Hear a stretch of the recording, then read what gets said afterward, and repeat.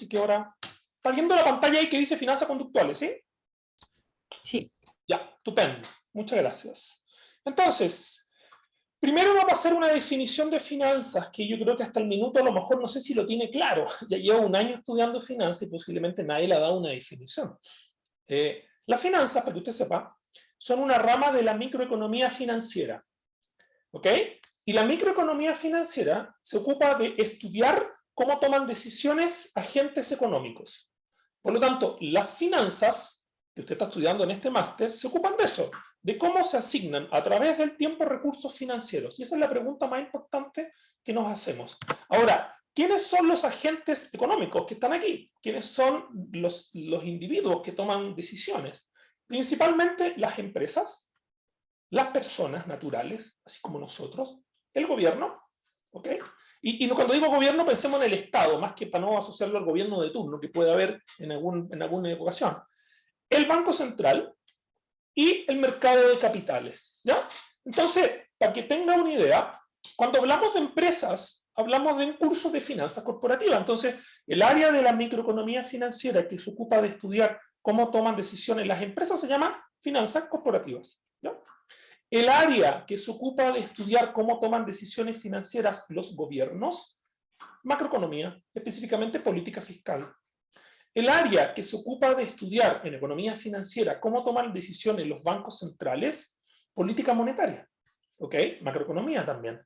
El área de la economía financiera que se ocupa de estudiar cómo toman decisiones los agentes del mercado de capitales, los bancos, la AFP, las compañías de seguro, los fondos mutuos, todas las instituciones, bueno, eso se llama intermediación financiera, ¿ok? Pero no es el curso de intermediación que nosotros tuvimos, que es el de tesorería, sino que es cómo se produce el proceso de intermediación y desintermediación financiera en la economía, ¿ya? O sea, cuál es el rol de un banco, cuál es el rol de una AFP, cuál es el rol de un inversionista institucional. Y nos queda el más importante, que es cómo toman decisiones las personas, ¿ok? Esa área de las finanzas se llama finanzas personales. Finanzas personales. Este curso es una integración de finanzas corporativas y finanzas personales cuando, y aquí viene lo importante, cuando levantamos los supuestos de que la gente es racional. Cuando nos hacemos la pregunta, ¿qué pasa cuando yo me pongo a tomar decisiones irracionales en mi vida, en particular en finanzas? ¿Cómo me debiera comportar? O, dicho de otra manera, ¿cómo se comporta alguien que es irracional en términos financieros?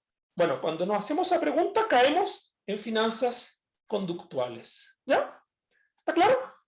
Eso se lo menciono para que usted se mapee, porque hasta el minuto nadie le ha contado este cuento. Es un cuento nuevo para usted. Por lo tanto, una pregunta que debe estar naciendo en su cabeza es, bueno, ¿qué significa ser racional o ser irracional?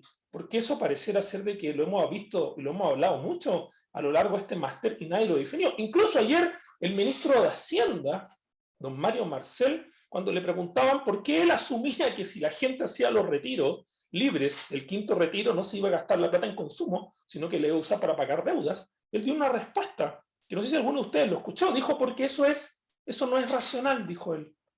¿Ok? El problema es que él está pensando como economista, y los que tiene sentado delante, que son políticos, no son economistas, por lo tanto no necesariamente tienen claro qué es lo que significa ser racional.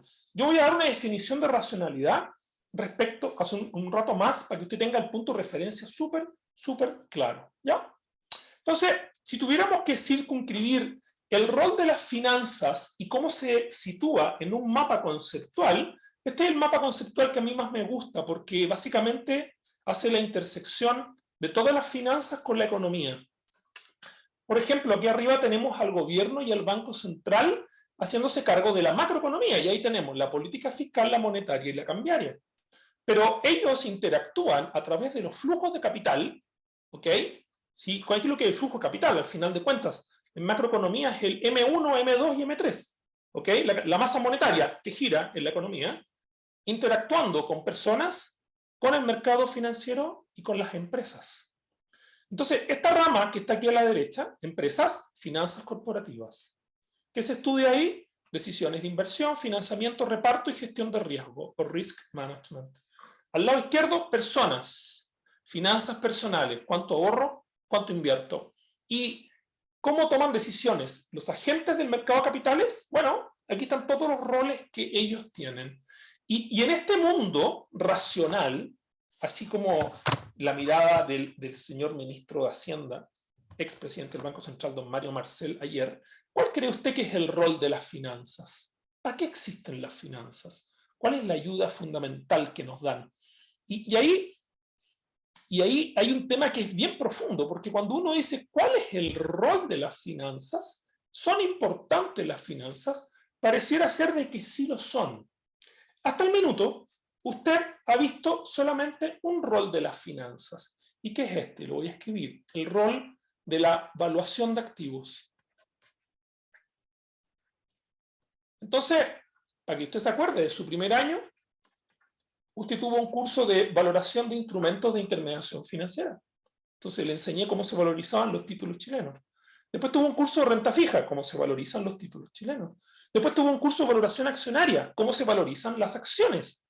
¿Cómo se le pone precio a una acción? Valuación de activos. Después tuvo un curso de derivados, cómo se le pone precio a un swap, a un forward, a un FRA, a una opción.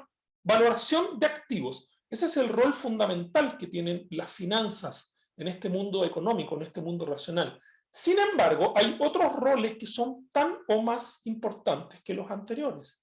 El primero de ellos es que las finanzas te permiten hacer gestión de riesgos financieros, transferencia de riesgos. También las finanzas te dan señales de precios, asignación de precios, asignación de recursos. ¿Ok? No fue inocua la decisión ayer de rechazar el quinto retiro ampliado, creo que se llama, no, sin restricciones, y el otro con restricciones. Eso tuvo un efecto inmediato, por ejemplo, en los swaps hoy día. Cayeron todos los swaps, pum, cayeron las expectativas de inflación, pum, eso es muy bueno, ¿ok? Señales de precios, eso es lo que hacen las finanzas. Las finanzas también minimizan los problemas de agencia o problemas de conflicto de interés. Las finanzas nos ayudan a minimizar las asimetrías de información, ¿ok? Entonces usted dirá, oye, pero ¿tantos roles tienen las finanzas? Sí, y siguen. Las finanzas, y aquí viene la parte más importante, y esto es lo que decía el primer ministro de Hacienda, las finanzas promueven el crecimiento. Parte importante de por qué Chile va a crecer menos este año y el que viene es porque efectivamente hubo un shock que no se ha acabado sobre el mercado de capitales. Y por lo tanto el proceso de la cadena de pago, que es el que yo le mostré hace un ratito atrás, se cortó hace mucho rato. Las tasas de interés saltaron, el crédito a las personas y a la economía se contrajo violentamente. Las finanzas están dejando de ayudar a promover el crecimiento en Chile, lamentablemente. Y cada vez que hay un retiro, si es que hubiese más retiros en el futuro, lo que estamos haciendo es ponerle una lápida al factor crecimiento promovido por las finanzas. Las finanzas ayudan al emprendimiento, no tanto en Chile, pero sí a nivel mundial, es decir, financiamiento de nuevas empresas, nuevos desarrollos, ayudan a la educación. Y eso es bien importante, ¿ok? Las finanzas permiten que uno pueda, por ejemplo, adelantar flujos futuros en flujos presentes para poder financiar capital humano. El retorno del capital humano sigue siendo tremendamente alto y por lo tanto sigue siendo un muy buen negocio desde el punto de vista financiero endeudarse para estudiar, si es que uno no tiene la posibilidad de estudiar con crédito. ¿Ok? Y finalmente, yo creo que esto es lo más triste de todo, lo que hemos visto sobre todo en Chile en el último tiempo, es que aunque usted no lo crea, las finanzas ayudan a reducir la pobreza y la desigualdad en los países. ¿Ok? Ahora, esto no es un aviso para ayudar a los que están en contra o a favor de los retiros, sino porque toda esta es la literatura que ha encontrado evidencia empírica de que países que tienen sistemas financieros más desarrollados, finanzas privadas y públicas que funcionan mejor, mercados de capitales más completos, más perfectos, que logran valuar correctamente los activos financieros, ayudan a la gente a salir de la pobreza. ¿Cómo? A través de una baja inflación, a través de mayor empleo, a mayor demanda. ¿Ok? Entonces, ¿por qué quise partir con esto? Porque creo que es importante que usted se cuestione un poco la importancia de lo que está estudiando, la importancia económica, micro y macro de lo que usted está estudiando, no solamente en términos de su desarrollo profesional, sino que también en términos del impacto que eso tiene en la sociedad. Sin embargo, y aquí entra finanzas conductuales, todos estos roles, desde el primero hasta el último, y pasando también por el rol de valoración de activos, tienen ciertos supuestos que son bien importantes. Y aquí es donde entran finanzas conductuales. Todo esto que tú estás viendo acá asume o se basa en dos grandes pilares, que son los pilares de finanzas conductuales. El primero de ellos es que la gente es beautiful. ¿Qué significa que la gente sea beautiful? O mejor dicho, que los agentes económicos sean beautiful. Significa que es gente que cuando toma decisiones es autónoma para tomar decisiones, es decir, no le pregunta al vecino, ni a la vecina, ni a la mamá, ni al papá, no pide consejo, es autónoma, evaluando las decisiones, pero aquí viene un aspecto que es fundamental, es gente que se deja llevar por la lógica y no por las emociones. Entonces, el primer supuesto de finanzas tradicionales o de la economía neoclásica es que los agentes económicos son autónomos y no se dejan llevar por sus emociones. Pregunto al curso para que me responda ahí en el chat. En el día a día, en las decisiones que usted toma, relevantes o irrelevantes, ¿cuántas de esas decisiones se dejaron llevar por emociones que usted sintió? ¿El 10%, el 20%, el 50%, el 100%? O dicho de otra manera, ¿es usted consciente de que cuando toma decisiones, las emociones lo están afectando? Para bien o para mal, pero lo están afectando. O dicho en retrospectiva, ¿ha hecho la siguiente reflexión alguna vez que ha tomado una decisión? ¿Debí haber meditado más esta decisión? ¿No debí ser tan impulsivo o impulsiva? ¿No debí dejarme llevar por las emociones o los sentimientos? ¿Le ha pasado eso alguna vez? Si su respuesta es afirmativa, quiere decir que usted es una muestra viviente de que este supuesto de que la gente es autónoma y lógica para tomar decisiones no se está cumpliendo. Cualquiera de ustedes que haya tomado decisiones basadas en emociones ya no cumple con el concepto de beautiful. Lamento decirle que no es beautiful, ¿ya? Cualquiera de ustedes que cuando toma una decisión es incapaz de tomar la decisión de forma autónoma, es decir, le pregunta a todo su círculo de amigos, de apoyo, de lo que sea, ¿qué opinas de esta decisión? ¿Hago esto o hago esto otro? ¿Hago aquí o hago acá? Cada vez que usted pide consejo, usted no cumple con el precepto de que es un agente autónomo. ¿Ok? Entonces, eso es bien importante. No es que le esté diciendo que no son beautiful, sino que quiere decir que el primer supuesto de finanzas neoclásicas no se cumple con nadie, porque no existen las personas que en el 100% de las decisiones sean autónomas y sean lógicas. Las máquinas, tal vez, pero nosotros los seres humanos no cumplimos o no tenemos esa característica, ¿ya? Además, somos individuos, los beautiful, o son los beautiful, yo no soy beautiful, son individuos que cuando toman decisiones maximizan funciones de utilidad o de bienestar. Es decir, por ejemplo, cuando van a almorzar a un restaurante y les pasan la carta, toman la carta y dicen, a ver, ¿qué voy a combinar?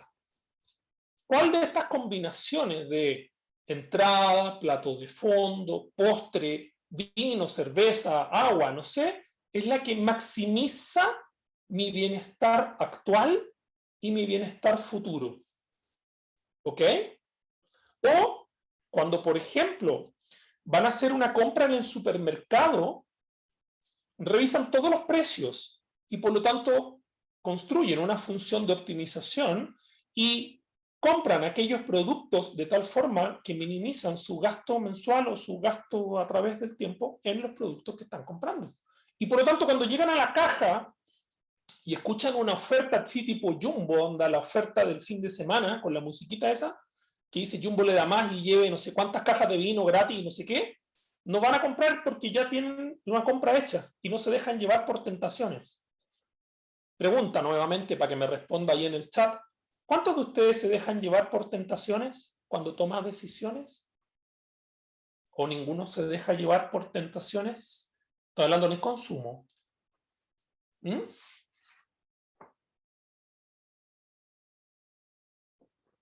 Bueno, veo puro sí, yo poco, pero veo, ya, hay uno que dijo que no, bien, lo felicito. Otra persona dice que no, también la felicito, pero la mayoría de nosotros nos dejamos llevar por tentaciones, ¿o no?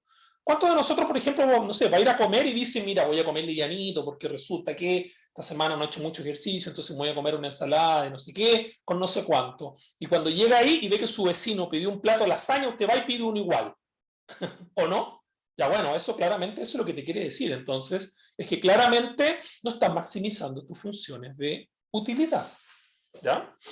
¿Qué otra cosa hace la gente beautiful? Es gente que utiliza el teorema de Bayes para formar creencias. Y eso es súper importante. Las creencias en este curso van a ser un aspecto fundamental de nuestra racionalidad.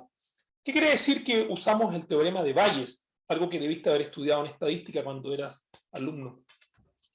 El teorema de Bayes lo que hace entonces es que nos permite juzgar decisiones utilizando información a priori y información a posteriori, es decir, nos permite contrastar nuestras creencias previas con evidencia empírica y en función de esa evidencia empírica cambiamos nuestras creencias. ¿Ya? Eso es el teorema de Bayes, lo vamos a ver más adelante. Pregunta, ¿cuántos de ustedes ocupa el teorema de Bayes para tomar decisiones? Posiblemente ninguno. ¿Ya? Ninguno de nosotros lo utiliza. ¿Ya? Yo les voy a dar una heurística cómo poder utilizarlo para ir tomando cada vez mejores decisiones. Finalmente, somos gente aversa al riesgo, y eso sí está demostrado. Los seres humanos de carne y hueso, así como usted y como yo, somos aversos al riesgo. Y aquí viene el pero no siempre, a veces. A veces. ¿Está claro? La teoría económica tradicional asume que las personas son aversas al riesgo siempre, el 100% de las veces. ¿Qué es lo que nos enseña finanzas conductuales? Que no es así. La gente es aversa al riesgo solamente cuando tiene que tomar decisiones en que gana dinero o que tiene una perspectiva de ganar. Sin embargo, cuando tiene que tomar decisiones que impliquen probabilidades de perder dinero, pierde toda la racionalidad y en vez de volverse o de ser averso al riesgo, se vuelve averso a las pérdidas y se vuelve completamente irracional. Es decir, una parte de nuestro cerebro es racional y la otra parte de nuestro cerebro es irracional. Y finalmente, y aquí sí está más o menos claro, es que todos más o menos tenemos expectativas racionales. ¿Qué significa expectativas racionales? Por ejemplo, que si, no sé, pues hoy día en la mañana el Banco Central saca una encuesta de operadores de mesa diciendo que la inflación a 12 meses va a ser, no sé, 8,5%, o saca el IPON diciendo que a mediados de año la inflación va a estar en 10, ninguno de nosotros va a hacer una estimación de inflación de 1, o de 2, o de 3. Pero claramente nos alineamos al consenso. Por lo tanto, el consenso, como un todo, no tiene visiones contrapuestas en ese sentido. ¿Ya? ¿Está claro? Entonces, otra encuesta ahí rapidita en el Zoom. De las 5 características que yo nombré ahí, ¿alguien que tenga una, 2, 3, 4 o 5? Habrá un milagro, ¿no? Raúl dice que sí, dice que él es averso al riesgo. Lamento decirte, Raúl, que la evidencia empírica dice que efectivamente eres averso al riesgo, pero solamente en el 50% de las veces. En el otro 50% de las veces, yo te voy a mostrar con ejemplos de que no eres averso al riesgo. Lo que eres es averso a perder. Y ese miedo a perder te vuelve irracional. Y por lo tanto dejaste de ser un individuo beautiful. ¿Ya? ¿Está claro la idea, no? ¿Sí?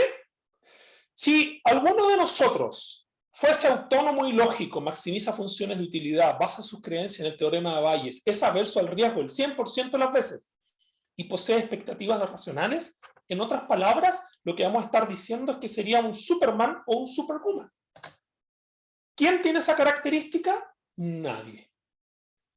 El concepto de beautiful people es un constructo teórico que han usado los economistas para poder desarrollar teorías que asumen comportamiento racional de los individuos. Si usted cumple con estos 5 conceptos, usted es 100% racional. Si no los cumple, usted tiene racionalidad limitada. De hecho, eso es lo que sabemos. Los seres humanos tenemos racionalidad limitada. ¿Cuál es el problema? Que creemos que somos racionales y por lo tanto creemos que vamos por la vida tomando buenas decisiones cuando en la práctica eso no necesariamente es así. ¿Ya? ¿Más o menos claro? ¿Sí? Vamos al segundo pilar. El segundo pilar es que la Beautiful People vive en Beautiful Markets, o que transa, compra y vende activos financieros en mercados beautiful. ¿Y qué significa mercados beautiful? Mercados que son perfectos. Eso en español significa toda la información es gratis y disponible para todos nosotros. ¿Ok? Segundo, líquidos. No hay premios ni castigos por liquidez. Puedo comprar y vender toda la cantidad de activos financieros que yo quiera. La tasa de pedir prestado es igual a la tasa de prestar. Nadie en forma individual puede alterar la tasa de interés.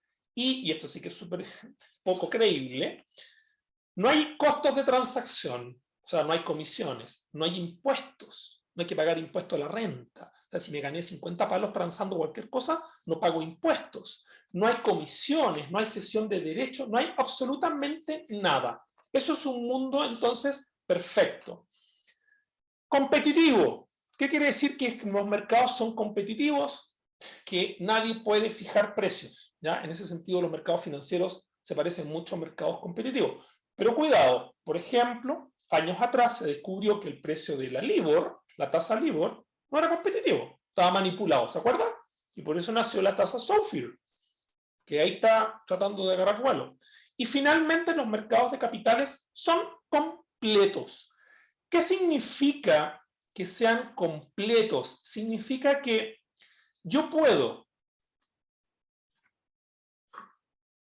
transformar los flujos de caja de un activo en cualquier estado de la naturaleza, economía, boom, recesión, sin crecimiento, como los puedo construir o los puedo transformar en una combinación lineal de otros instrumentos.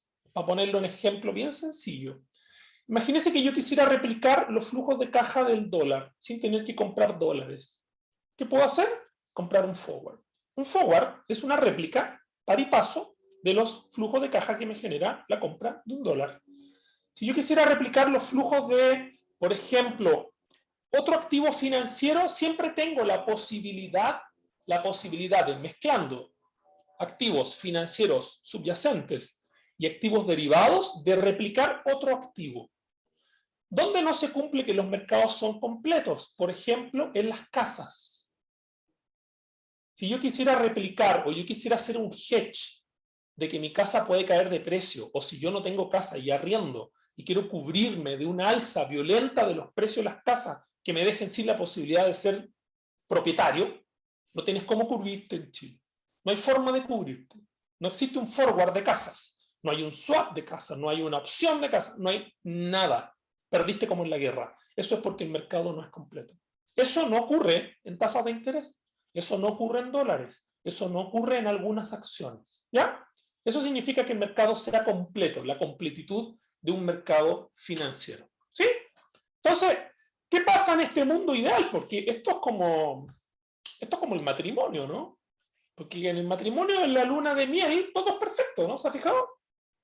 La vida es perfecta, todo es maravilloso. En la luna de miel todo funciona maravilloso. Uno anda disfrutando, no hay problemas, no hay celulares, no hay pega, no hay nada. La vida en color de rosa. Pero bueno, si la vida matrimonial fuese siempre como la luna de miel, nadie se separaría. No estaríamos llenos de divorciados ni divorciadas. ¿Ok? En el mercado financiero pasa lo mismo. Si el mercado fuera beautiful y la gente fuera beautiful, lo que habría es que podríamos alcanzar óptimos, es decir, tomaríamos decisiones financieras óptimas. Podríamos alcanzar óptimos de inversión, óptimos de financiamiento, óptimos de consumo. Lamentablemente no siempre es así, ¿ok? En este mundo beautiful, los portfolios accionarios serían eficientes, es decir, toda la gente que invierte en acciones, por ejemplo, invertiría acotando el riesgo y maximizando el retorno, o al revés. Dado un nivel de retorno, buscaría minimizar riesgos, y eso no pasa en el mundo real. En este mundo beautiful, solamente el riesgo sistemático sería importante o valuado, Acordarse que el riesgo sistemático es el que no puedes eliminar con la diversificación, ¿ya? En ese mundo ideal, el beta funcionaría maravilloso. Bueno, vamos a ver varios modelos que destruyen el beta porque no funcionan. En este mundo ideal no habrían oportunidades de arbitraje, es decir, los precios siempre reflejarían y estarían bien puestos en el mercado, cosa que tampoco ocurre, ¿ya?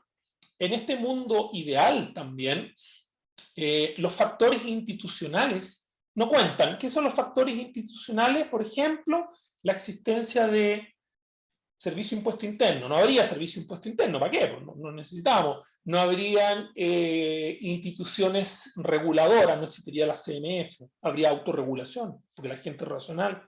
No existiría las BIF o instituciones que regulan al mercado. Por ejemplo, las empresas auditoras no tendrían sentido. Sabemos que eso no ocurre.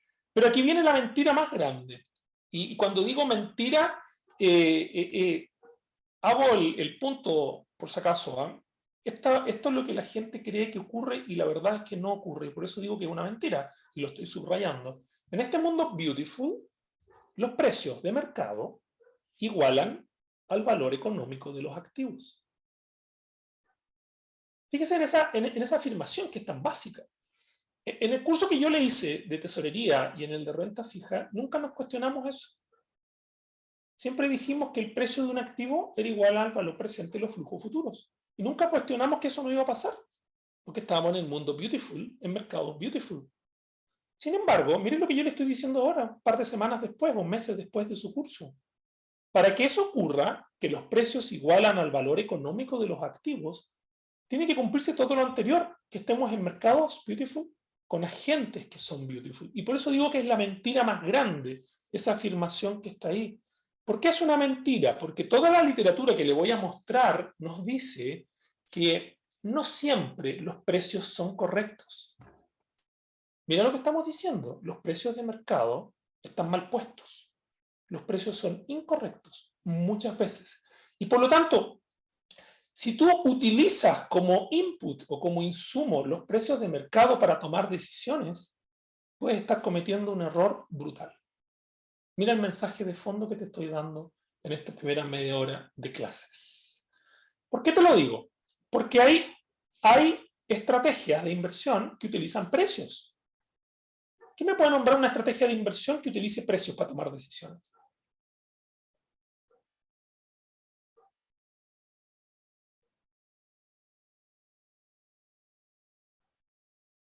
¿Conocen alguna?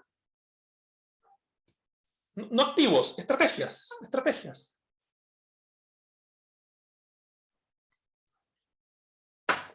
¿Mm? A lo mejor no han hecho el curso. El análisis técnico, por ejemplo.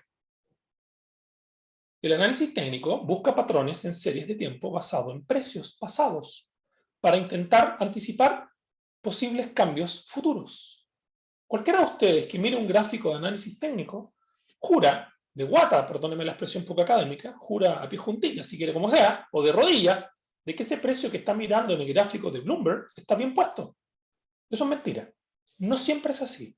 Y por lo tanto, cada vez que usted mira precios para tomar decisiones, puede estar cometiendo un tremendo error.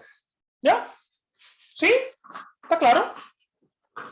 Es como, mira, un ejemplo de la vida más real. No sé si se acuerdan, pero en la pandemia los autos usados llegaban a costar incluso más caros que un auto nuevo, o muy parecido a un auto nuevo. El precio de mercado, o sea, lo que alguien está dispuesto a pagar por el auto usado, no refleja el verdadero valor económico de un auto usado. ¿Ok? Ahí tienes un ejemplo vívido de que los precios no igualan el valor económico. ¿Está claro? ¿Sí? ¿Se entiende? Bueno, antes de seguir, ¿cuál es la visión económica neoclásica con la cual usted estudió su pregrado? ¿Cuál es cuando tuvo su curso de economía 101, de finanzas 101, lo que sea? ¿Cuál es el cuento que había detrás? Y aquí se lo quiero mostrar en un video y quiero aprovechar de presentarle a uno de los, mejor dicho, a un premio Nobel de los más importantes que tenemos en economía conductual, que es Daniel Kahneman. Él ganó el premio Nobel de Economía sin ser economista, siendo psicólogo cognitivo. ¿ok? Ganó el premio Nobel por un trabajo que lo vamos a ver en la sección 2, que tiene que ver con cómo toman decisiones las personas, ¿ok? Una teoría que se llama Prospect Theory, que explica cómo nos volvemos racionales e irracionales en determinadas circunstancias.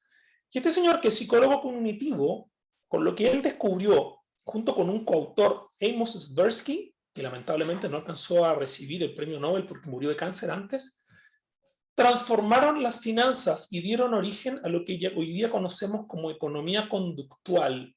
Parte importante de lo que yo le estoy contando ahora tiene que ver con los trabajos que hizo este caballero hace algunos años atrás. ¿Ya? Así que vamos a ver el video.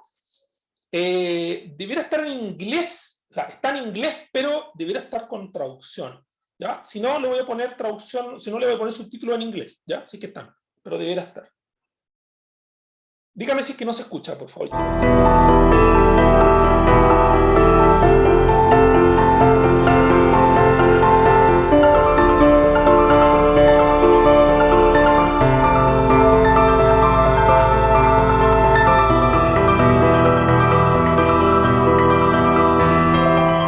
There is a tradition that certainly goes back to Adam Smith, if not earlier, of explaining the behavior of markets by simple assumptions, and mainly by the assumption of self-interest.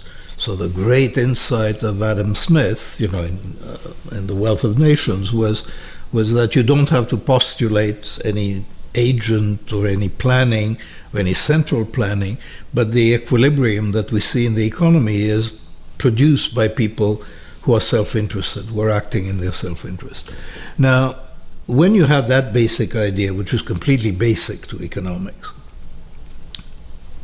to make it work, that is, to make it generate precise predictions, you have to make assumptions about what people view as their self-interest, what they're trying to do, and you have to assume that whatever they're trying to do, they're doing well, because it's just much simpler to assume that whatever people are trying to do, they're not making mistakes. So the assumption of rationality came from there. It was that in order to have a theory that predicts something about the behavior of markets from assumptions about individuals, it's very natural to predict that people don't make mistakes. From there, when you try to develop a very precise theory, then what does it mean not to make mistakes? Then it begins, then the concept of full rationality develops, and it's a concept that's very non-intuitive. Basically, it means that people take everything into account and that all their beliefs are internally consistent and all their preferences are internally consistent. And this is simply because if you have decided that you are going to assume rationality, there is no obvious limit. Then there is a definition of rationality, and that's the way it goes. So the development makes perfect sense. You start from self-interest, you try to explain what self-interest is, and you end up with a rational agent. Ok, ¿se dio cuenta lo que decía el profesor Kahneman? Que uno parte del supuesto de egoísmo personal y que uno maximiza utilidades personales y al final uno puede elaborar el argumento y llegar al concepto de racionalidad, diciendo que son individuos que son capaces de tomar decisiones considerando todos los aspectos positivos y negativos de una decisión, y no solamente eso, sino que maximizando su propio bienestar en el proceso. ¿Ok? Fíjese que de a poco entonces vamos viendo cómo la visión clásica de la economía o la economía neoclásica que asume 100% racionalidad de nosotros, los agentes financieros, se empieza a contradecir un poquitito con la visión de economía conductual, que nos dice que tenemos racionalidad limitada. No sé si alguna vez a usted le ha pasado que cuando toma decisiones bajo incertidumbre, eso es importante, bajo incertidumbre, y no tiene mucho tiempo para evaluar la decisión, se da cuenta haciendo un análisis ex post o en retrospectiva que habían aspectos que no consideró. Por ejemplo, cuando se cambia de trabajo, o cuando decide tomar una decisión de un viaje, o cuando decide, no sé, poner fin o iniciar una relación de pareja, etc., hay aspectos que uno a veces es incapaz de considerar en el análisis que está realizando. Eso es una muestra de que muchas veces tenemos racionalidad limitada. ¿Ok? ¿Cuándo tendemos a tener racionalidad limitada? Cuando tomamos decisiones nuevas. Cuando no estamos acostumbrados a tomar decisiones difíciles. Cuando nos enfrentamos a situaciones cambiantes, usualmente no tomamos decisiones racionales. ¿Ya? Le doy ese dato porque es importante que usted también vaya incorporando dentro y se vaya cuestionando si es que realmente hay racionalidad o no hay racionalidad en el comportamiento personal, que yo diría que es bien importante. Gracias por darme el dato ahí que hay alguien afuera. Si hay algo que es difícil de darnos cuenta de que si somos racionales o irracionales es porque no tenemos retroalimentación. ¿Se ha fijado que nadie va por la vida diciéndole a uno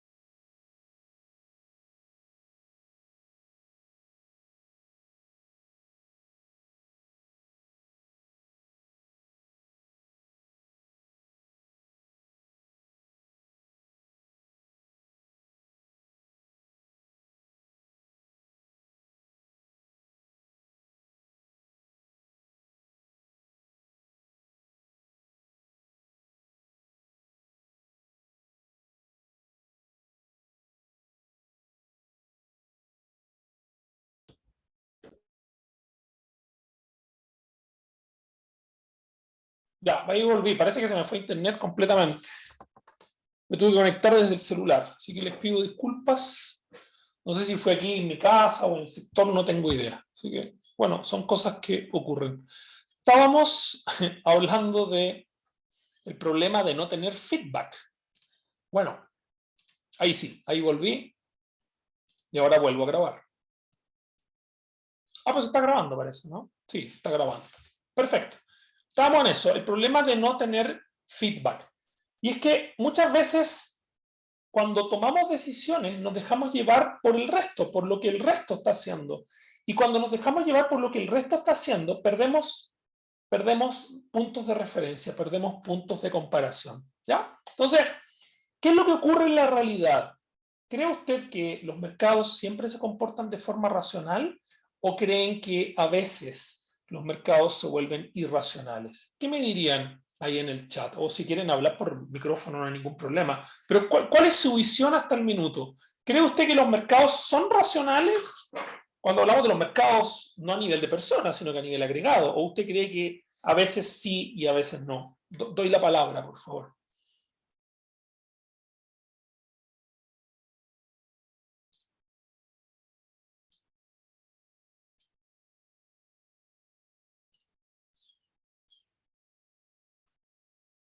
¿Alguno de ustedes ha vivido alguna vez una burbuja?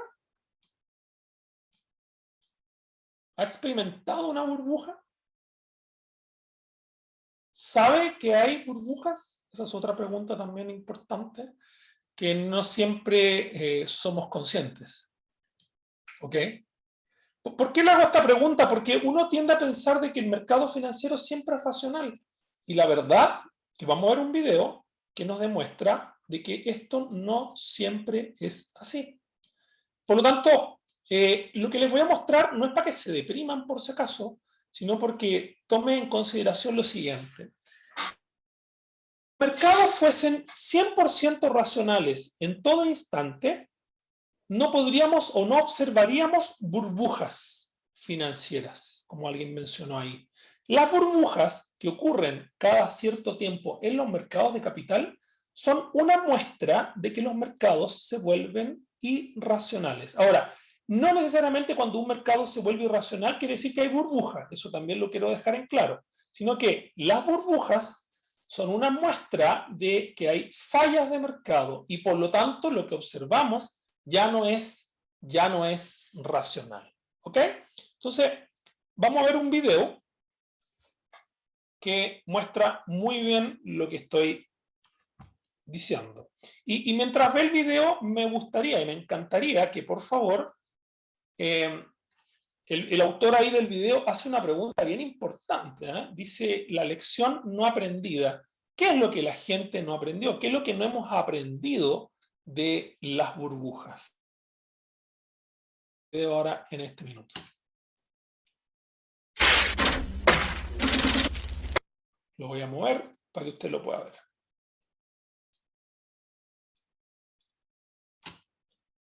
Ahí está. El video se llama El crack del año 1929, la lección no aprendida. Y la pregunta que le hago es, ¿cuál cree usted que es la lección no aprendida? Fue la mayor burbuja de la historia. Puso de manifiesto los graves riesgos de la especulación en bolsa y estuvo a punto de tumbar el sistema capitalista. Creo que no se ve el video. No se ve el video. Después del gran crack del 29, una nueva crisis ha hecho temblar los cimientos de la... Vuelvo con el video. De manifiesto los graves riesgos de la especulación en bolsa y estuvo a punto de tumbar el sistema capitalista. Pero no fue la última. 80 años después del gran crack del 29, una nueva crisis ha hecho temblar los cimientos de la economía global. En pleno siglo XXI, otra vez se ha hablado del capitalismo, del peligro del mercado sin control. En países como España estallaba además una burbuja tremendamente parecida a la del 29. Estaba claro que algunas lecciones no se habían aprendido de la historia. El crack de 1929. La lección no aprendida. Parecen diferentes, pero todas son muy parecidas. La euforia se contagia, el dinero se multiplica y mientras esto ocurre, nadie piensa que todo pueda acabar mal. Pocos fenómenos resultan más irracionales que la aparición de una burbuja. Cuando se analizan con la perspectiva del tiempo, da la impresión de que la sociedad ha vivido inmersa en un gran delirio colectivo, una fiebre por obtener dinero fácil que al final se acaba pagando, y muy caro. Para que se forme una burbuja, ha de haber una sensación de que nada puede ir mal, de que nada se puede torcer. De algún modo, el término riesgo ha de desaparecer temporalmente del diccionario. Todas las burbujas tienen algo en común. Siempre terminan estallando, aunque quizás ninguna lo hizo de forma tan espectacular como el crack de 1929. Realmente la crisis del 29, o el crack del 29, en realidad es el final de todo un periodo de exceso. Eran los felices 20, los años del Charleston. La economía de Estados Unidos crecía tanto como sus rascacielos. Los primeros electrodomésticos llegaban a los domicilios, los coches empezaban a circular por las carreteras y el bienestar se extendía por todo el país. En aquella década, la bolsa era la forma más rápida de hacer dinero. Hasta un 9% de los americanos invertía en acciones sin darse cuenta de que la ruleta de Wall Street escondía un gran peligro. La bolsa pasaba de una cantidad a multiplicarse por 10 en poco, en un año. Y la gente cada vez comprando más, hasta que llegó el momento de la explosión. Fue completamente trágico en Estados Unidos. Los accionistas que la noche del 23 de octubre de 1929 se acostaron creyendo ser millonarios, despertaron al día siguiente inmersos en una pesadilla. A partir del llamado Jueves Negro, las acciones se precipitaron en caída libre, cientos de bancos quebraron, el paro se multiplicó y de la noche a la mañana, miles de personas pasaron de vivir holgadamente a quedar en la indigencia. En España, los diarios fueron informando poco a poco de lo que ocurría. El 30 de octubre, ABC hablaba del crack que desangraba a la nación más robusta y adiposa del mundo. Días después, el periódico reflejaba el pánico de Wall Street en portada. Nuestro país, gobernado entonces por el dictador Primo de Rivera, celebraba en 1929 la Exposición Universal de Barcelona y la Exposición Iberoamericana en Sevilla. Sin embargo, aquel año de crecimiento económico iba a tener un claro punto de inflexión. Cuando se piensa que todo va a ser prosperidad, en el mes de octubre y noviembre empieza el paro.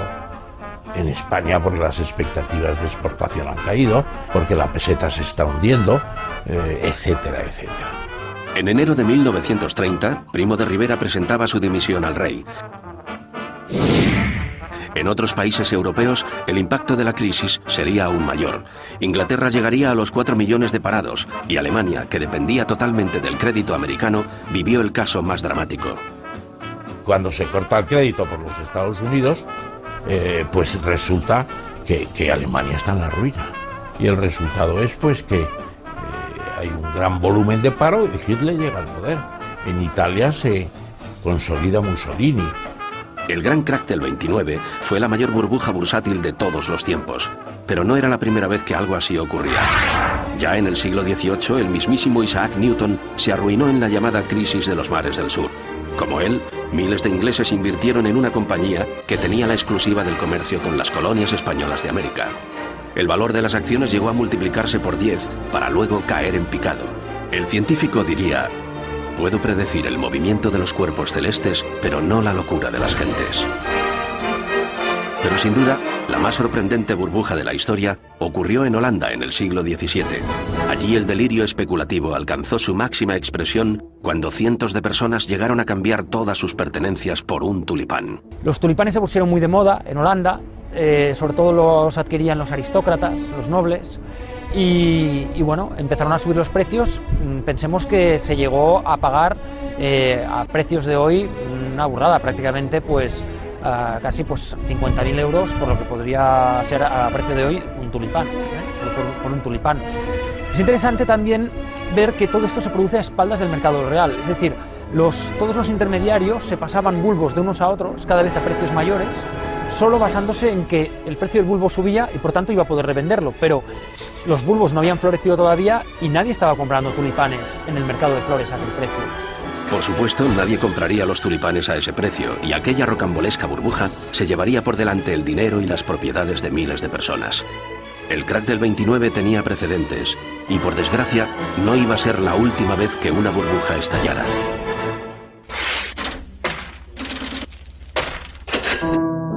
En agosto de 2007, la crisis de las hipotecas subprime en Estados Unidos dio origen a una gran crisis en todo el mundo. En poco tiempo, quebraron importantes bancos y en muchos países los gobiernos se vieron obligados a intervenir para evitar un desastre. En España, donde el Banco Central había controlado bien los posibles excesos, estallaba, al igual que en otras naciones, una burbuja muy parecida al crack del 29. Yo creo que hemos vivido lo mismo que en el crack del 29, pero en lugar de acciones en Wall Street, ha tenido lugar con pisos, con viviendas en las principales ciudades de España y el arco mediterráneo. La burbuja inmobiliaria creció sin control entre 1998 y 2007. Una misma casa podía multiplicar en un lustro su precio hasta por 2 y por 3. Solo en 2003, en España, se construyeron 615.000 viviendas, más que en Alemania, Italia y Francia juntas.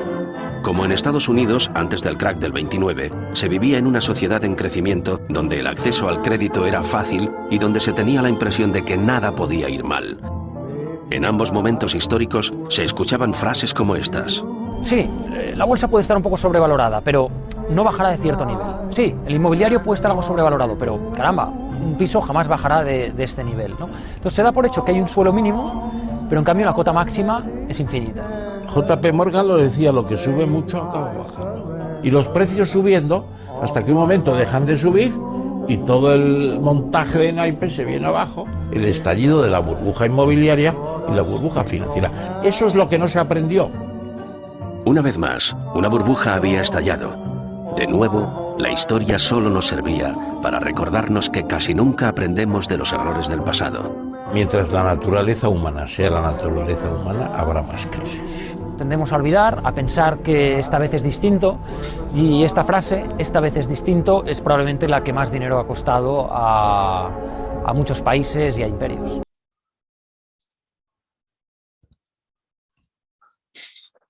Perfecto. ¿Qué les pareció el video? ¿Les suena conocido lo que vio ahí o no?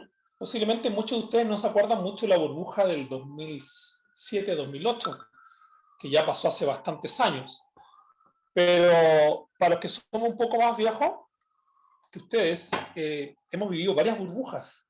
Por ejemplo, yo la que tengo más cercana es la burbuja del año 2001, que fue la burbuja de las acciones tecnológicas en Estados Unidos, en el Nasdaq. Esa fue la del 2001. Después tuvimos la del año 2007-2008, pero después, por ejemplo, vino esta inmobiliaria en España, pero también hemos tenido otro tipo de burbujas, burbujas en las acciones chinas, por ejemplo, ¿ok? Burbujas en otros países, no necesariamente tan importantes como Estados Unidos. ¿Ha visto otra burbuja cercana a usted o no? Que le llame la atención o que podría catalogarse de burbuja. Ya vamos a hablar al detalle de las burbujas, pero ¿le ha tocado ver alguna o sentir alguna o hacerse el cuestionamiento de que está viviendo en una burbuja a raíz de lo que viene en el video? Profesor. ¿Sí? Hola, ¿qué tal? Hola. Bueno, yo no sé si se podría catalogar como una burbuja, pero sí hay un frenesí por las criptomonedas hoy día. Entonces, no hay un valor que no está sustentado en nada, un valor digital, pensado en la euforia de la gente también, y que obviamente hay harta demanda y por eso el valor está alto. Entonces las personas que igual tiene harta volatilidad, entonces las personas invierten y pueden perder mucha plata en un abrir y cerrar de ojos, además que no cierra el mercado las cripto, entonces mientras estás durmiendo si no dejaste un stop loss, podrías perder mucha plata. Sí. Bueno, yo no soy experto en criptomonedas, pero lo que sí sé de burbujas es que hay varias características que tienen las burbujas, ¿ya? Una de ellas es que hay muchas personas naturales transando. Eso es un dato importante, ¿ya? En las burbujas usualmente hay muchas personas naturales, en el mercado inmobiliario, en las criptomonedas, ni qué decir. Pero por sobre todas las cosas, en las burbujas pasan dos cosas. Primero, es imposible predecirlas, no sabemos. Segundo, ex post, una vez que reventaron, podemos mirar en retrospectiva y decir, sí, estábamos viviendo una burbuja. Por algo bien especial, porque en una burbuja lo que no existe son puntos de referencia. Cuando digo puntos de referencia, es que el precio que yo observo en el mercado no tengo cómo contrastarlo contra el valor económico. ¿Ok? Entonces, una de las características importantes que tienen las burbujas es que los precios fluctúan violentamente sin tomar en consideración el valor económico de los activos. Miren, déjenme mostrarle una foto. Esos son datos que publicó el profesor Burton Malkiel en un libro extraordinario que se llama The Madness of Crowd, que se lo recomiendo a todos aquellos de ustedes que quieran aprender de burbujas. Ahí está el libro. En el 2012, y él comparó precios de la crisis del año 29 donde fundamentalmente puso acciones, y acciones que, ojo, hasta el día de hoy existen, ¿eh? Por ejemplo, General Electric, ¿ok? Estas son como las tecnológicas de la época, vendrían siendo como las .com del 2001, o las empresas tipo Tesla de hoy día.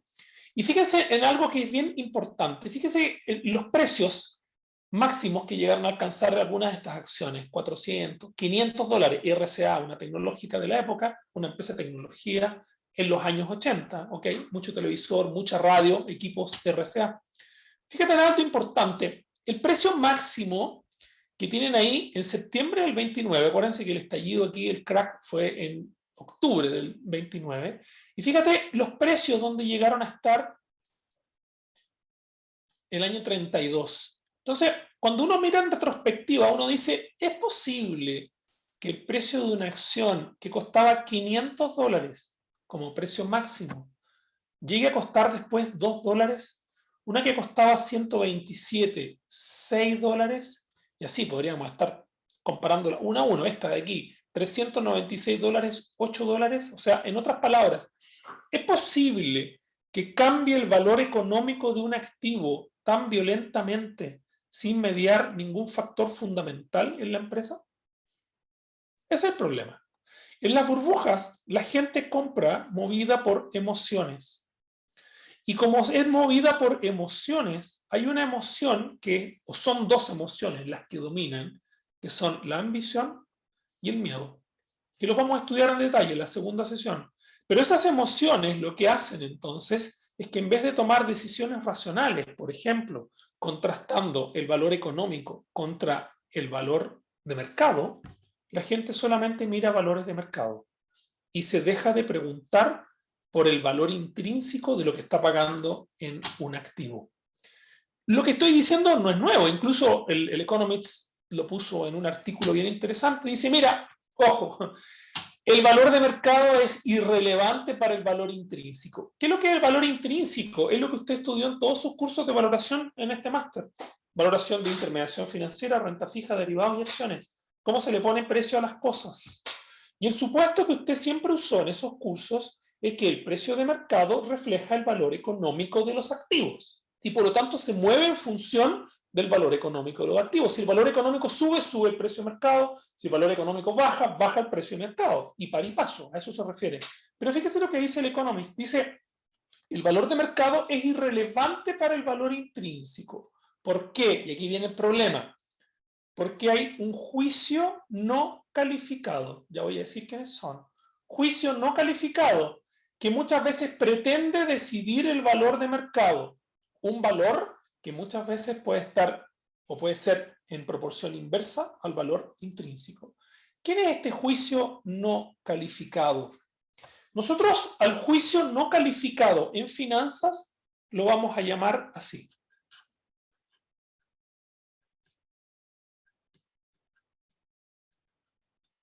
Noise traders. ¿Ok? Los noise traders son inversionistas que utilizan cualquier método distinto del análisis fundamental para tomar decisiones de compra y venta de activos financieros. ¿Ok? Repito, los noise traders, que hacen una definición. Los noise traders son todos aquellos individuos que no utilizan métodos basados en análisis fundamental para comprar y para vender activos financieros. ¿Qué métodos utilizan? Lo que a usted se le ocurra. No sé, los dados, tiran los dados, juegan al cachipún, tiran, no sé, las cartas, le consultan al astrólogo, no tengo idea, pero utilizan cualquier método para comprar y vender activos, ¿ya? ¿Cuál es el problema? Que, como alguien mencionaba ahí, Matías parece que era, hace un ratito hablaba de las criptomonedas. Bueno, típicamente en las criptomonedas, ya que estamos hablando de ella, encontrar el valor intrínseco de una criptomoneda es prácticamente imposible. Hoy día nadie lo ha podido determinar. ¿Cuánto vale realmente una criptomoneda? Una criptomoneda o un activo financiero no vale el precio de mercado, porque ese es el precio. El valor que nosotros estamos hablando como valor intrínseco sería cuál es el valor entonces económico. Si yo quisiera calcular el valor económico de una casa, ¿lo puedo hacer? Súper fácil, ¿o no? Hasta un corredor de propiedades lo puede hacer sin saber finanzas. Toma los arriendos, los multiplica por 12 mensuales, saca el arriendo anual y lo descuenta a una tasa de interés. Usualmente la tasa de un BCU más algo. Listo, encontraste el precio de una casa. Si sube el arriendo, sube el valor de la casa. El precio. Si baja el arriendo, baja el valor de la casa. Mire qué fácil. Eso es intuición. No, eso es valor, análisis fundamental. Si queremos encontrar el valor económico de una acción, ¿qué hacemos? Ya calculamos arriendos, que proyectamos flujos futuros, EBITDAs, y los traemos a valor presente. ¿A qué tasa? A una tasa de costo capital. ¿Se acuerdan? Es lo mismo. Haga lo mismo con una cripto. ¿Puede? No. Entonces, ¿cómo le ponemos precio? No se puede. Pregúntele a cualquier persona que compre y venda criptos cómo le pone precio y no sabe ponerle precio. Por lo tanto, compra basado en un comportamiento que es seguir al grupo, seguir la tendencia, seguir la manada. Le vamos a dar un nombre a eso, ¿ya?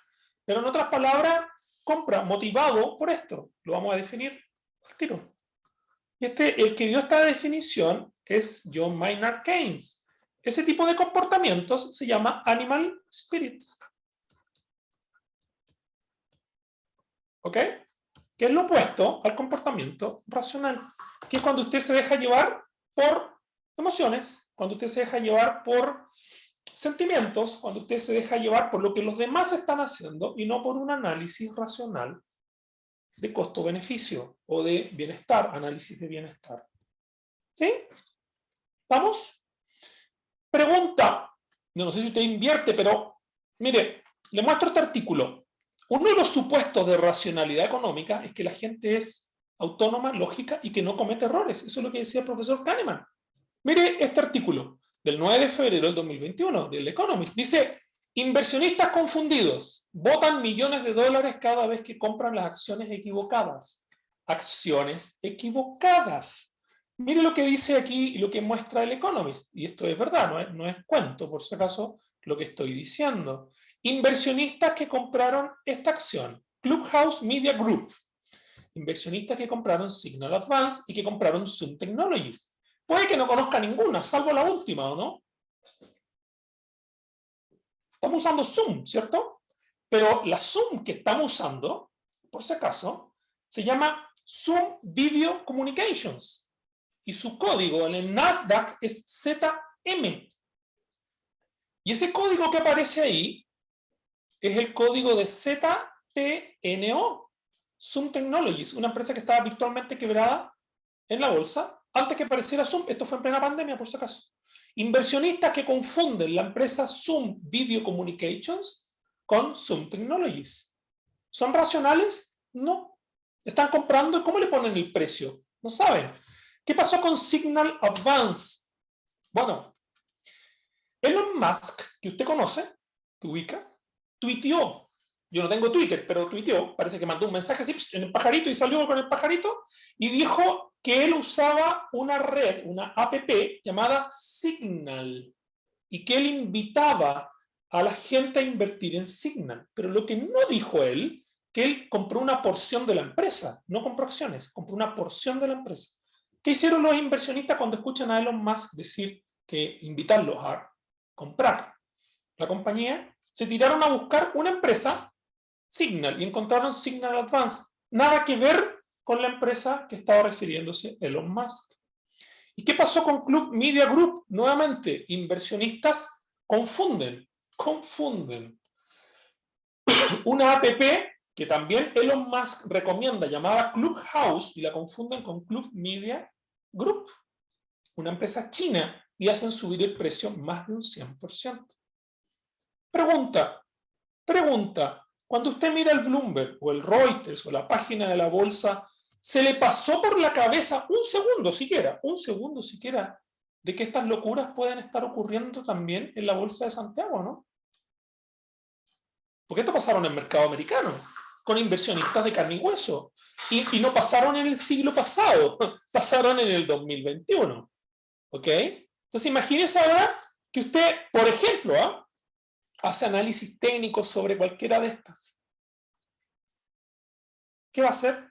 si hace solamente análisis técnico y no hace análisis fundamental. Lo que va a hacer entonces es que va a ver que esto empieza a subir, revienta, y se va a montar a comprar esto, ¿no?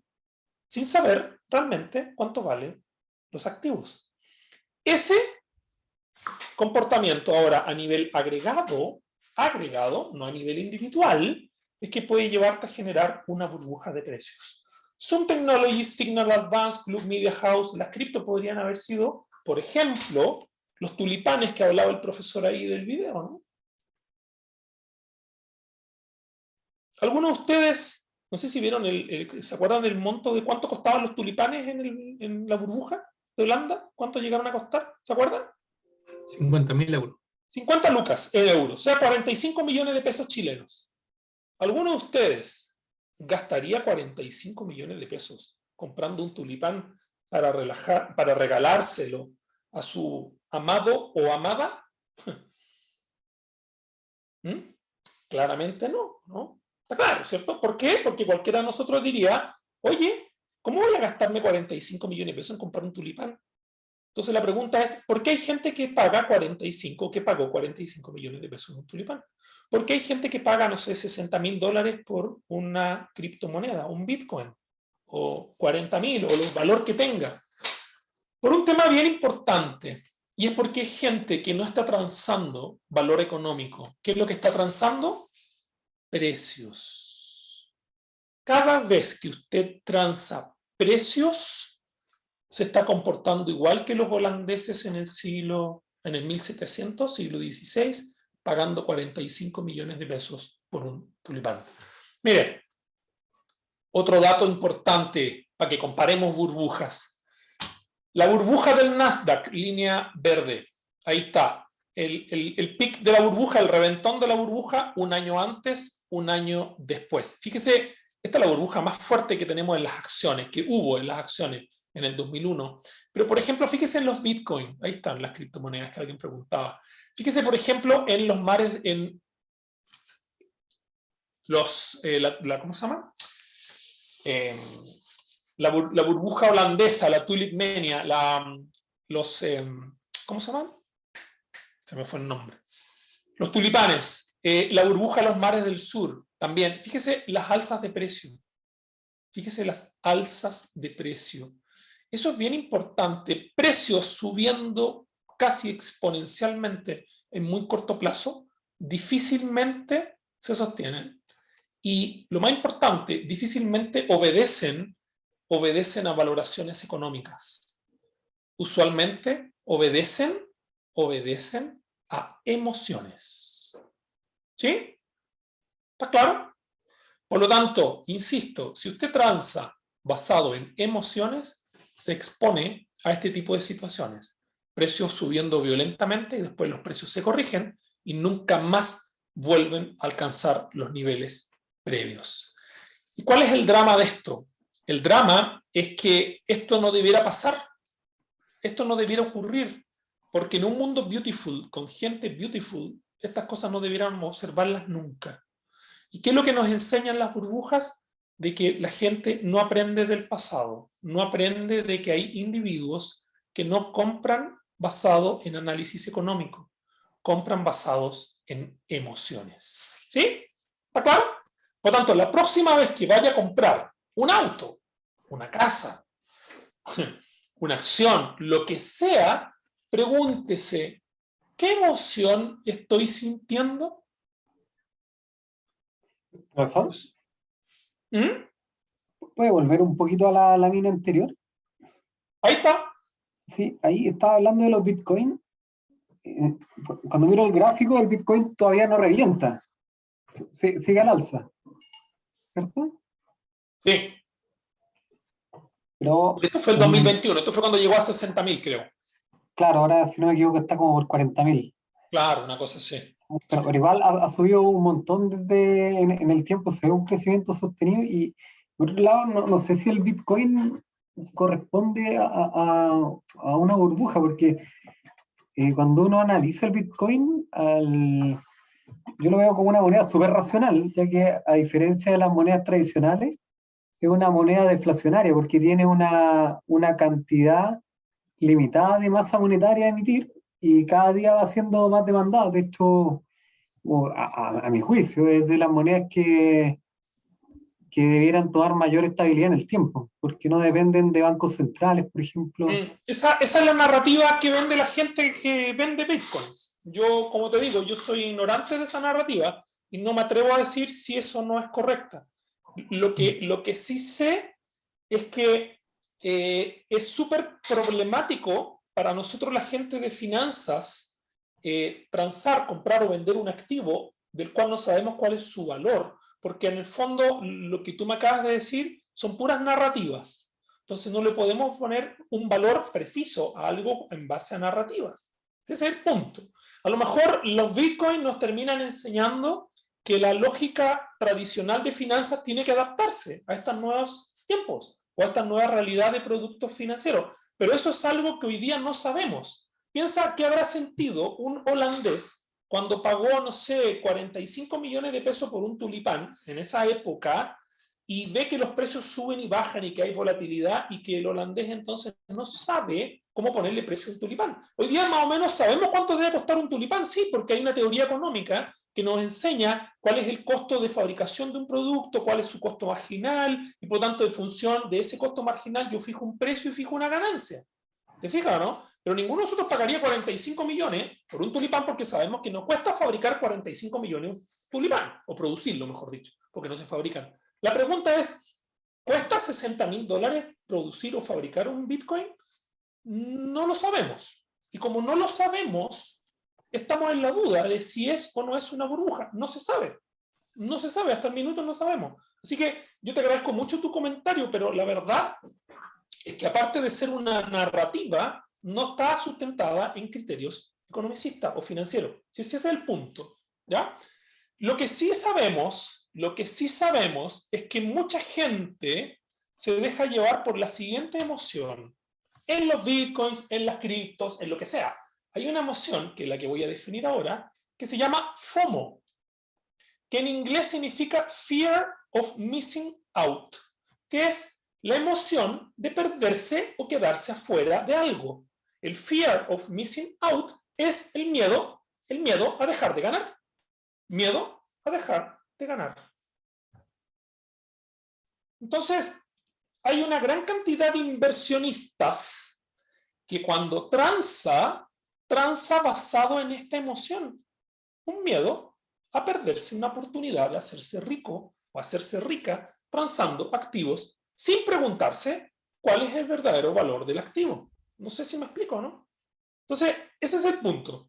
El FOMO, el Fear of Missing Out, te explica, es como el juego de las sillas musicales. ¿Ok? Cuando uno era niño y jugaba a las sillitas musicales, funciona súper bien mientras uno tiene su sillita, pero sabemos que cuando estamos jugando las sillas musicales que hay menos sillas que jugadores. Por lo tanto, siempre va a haber uno que va a ir saliendo. Acá ocurre exactamente lo mismo. Cuando la gente transa, entonces, activos financieros sin saber su verdadero valor económico, está jugando a las sillas musicales. ¿Ok? Y aquí un ejemplo que ya no es Bitcoin, porque insisto, yo soy un ignorante de los Bitcoin. Pero acá hay un ejemplo que es extraordinario. GameStop. Se hizo famosa esta en el 2021 también, porque esta dio origen a lo que se llaman las acciones meme, o las meme stocks, que se hicieron famosas en el año pasado. No sé si se acuerdan de esas o no. GameStop es una firma prácticamente, no quebrada, pero que tiene un performance financiero muy malo, y dicho de otra manera, que sus valoraciones económicas no justifican los precios en bolsa. ¿Qué es lo que ocurrió con GameStop? Ocurrió lo siguiente. Hay una red tecnológica llamada Reddit, donde en esa red se juntan inversionistas, personas naturales, no traders. Y en esa red, entonces, la gente, imagínense, es como, yo no estoy ahí, pero me han contado, es como un grupo de WhatsApp infinito, mente grande, donde gran cantidad de gente sube sus visiones, comenta qué activos comprar y qué activos vender. Reddit. Y en Reddit, entonces, este grupo de inversionistas, a través de este broker, Robinhood, miren el nombre, Robinhood, dicen, oye, vamos a comprar GameStop. ¿Por qué? Porque los hedge funds están apostando, haciendo ventas cortas sobre GameStop. Y los hedge funds tienen una gran cantidad de ventas cortas sobre una acción. Y por lo tanto nosotros nos vamos a poner de acuerdo y vamos a comprar y vamos a hacer subir el precio de GameStop. A nadie le importó cuál era el verdadero valor económico de GameStop. A nadie le importó si es que los precios de las ventas cortas reflejaban o no reflejaban el valor económico. ¿Qué es lo que le importaba a todos? La oportunidad y el miedo a quedarse afuera. ¿Por qué muestro esto? Porque esto fue muy rápido. De hecho, GameStop, vamos a ver los gráficos después, sigue siendo una acción meme. Hay muchas memes que se volvieron famosas por lo mismo. Porque lo que todo el mundo se preguntó es, ¿cómo es posible que entre el 25 de enero del 2021 y el 1 de febrero, si usted quiere, o pocos días después, la acción pase de costar prácticamente nada a multiplicarse por 5? ¿Cómo es posible que una acción multiplique en 5 su valor económico en tan pocos días, siendo, insisto, que no hay ninguna noticia fundamental para justificar ese valor? No sé si me explico, ¿no? Eso es lo que llamamos entonces también un comportamiento de tipo manada, un comportamiento de tipo rebaño, es decir, cuando todos, consciente o inconscientemente, se copian las decisiones unos tras otros. Si hubiese venido un marciano que no lee el Financial Times y ve esta alza de precios de GameStop tan rápida, aquí subiendo casi exponencialmente, y ese marciano no sabe de finanzas, sino que solamente mira precios, podría decir de que sostenidamente a través del tiempo la acción va a venir subiendo. Pero esa subida de precio no es valor económico. ¿Qué es lo que es? Emociones. FOMO. Fear of Missing Out. ¿Está claro? ¿Cuál es el mensaje entonces? No crean nada de lo que ve en los mercados. Los precios, tú no sabes si alguien los está colocando basado en análisis fundamental o en análisis emocional, si tú quieres, o lo que sea. Ahí hay un tremendo problema. Y ese es un problema que hasta el día de hoy no se ha podido solucionar por algo bien especial. No puedes prohibirle a la gente comprar y vender activos financieros. Tanto así que el Economist sacó un artículo que dice: el fenómeno de las acciones meme o las meme stock llegó para quedarse. ¿Qué quiere decir eso? ¿Qué quiere decir eso? Que hoy día hay una fricción muy fuerte en los mercados financieros de que si tú estás transando una acción, tú no sabes si esa acción el día de mañana se está volviendo candidata a ser transada por la masa de inversores. ¿Ok? ¿Está claro? No lo quiero asustar, pero es importante que tome conciencia que no todo lo que brilla es oro. Que no porque los precios de un activo están subiendo, quiere decir que su valor fundamental, su valor económico, lo que usted ha estudiado en este máster durante el 2021 y parte de este año, está respaldando esa alza en los precios. ¿Sí? ¿Algún comentario o idea?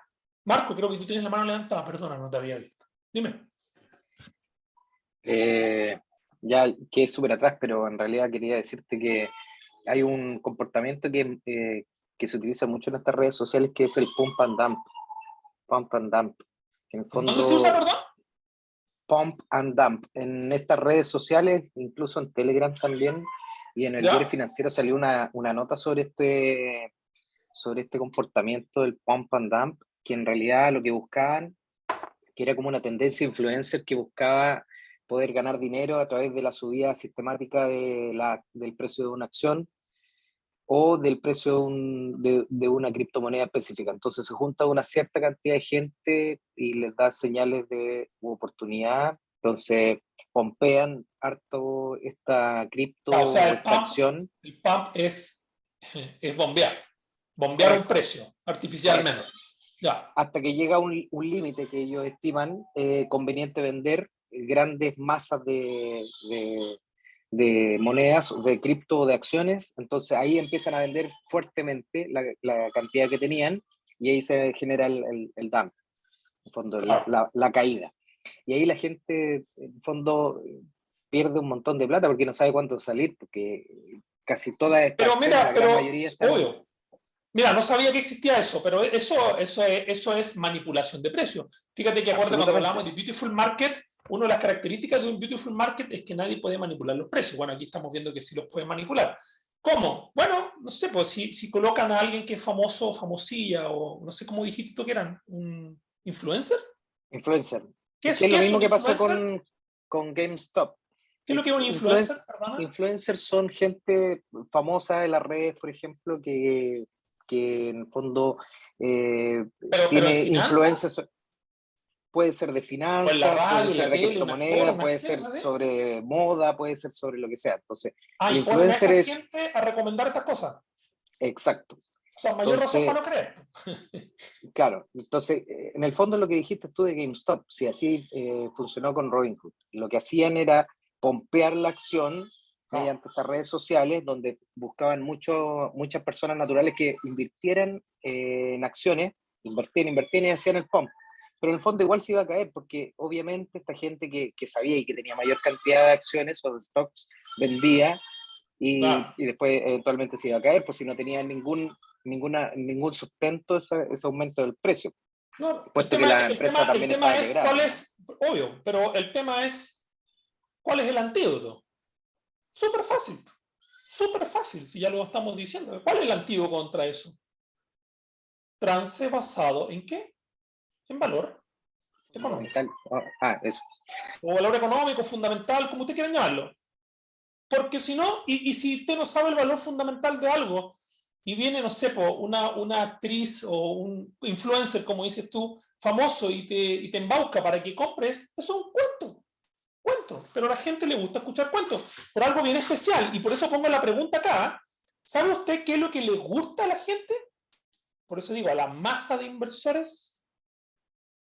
¿Alguna idea de qué es lo que le gusta a la gente, no? Es como uno dijera, ¿qué es lo que le gusta comer a los chilenos para el 18 de septiembre? Empanadas, vino tinto, asado. Listo, todos comemos exactamente lo mismo. Nadie se come un asado de pescado, ¿cierto? Pescado frito nadie come. Ok. ¿Qué es lo que le gusta escuchar a la gente? ¿Qué es lo que le gusta a la masa de inversores?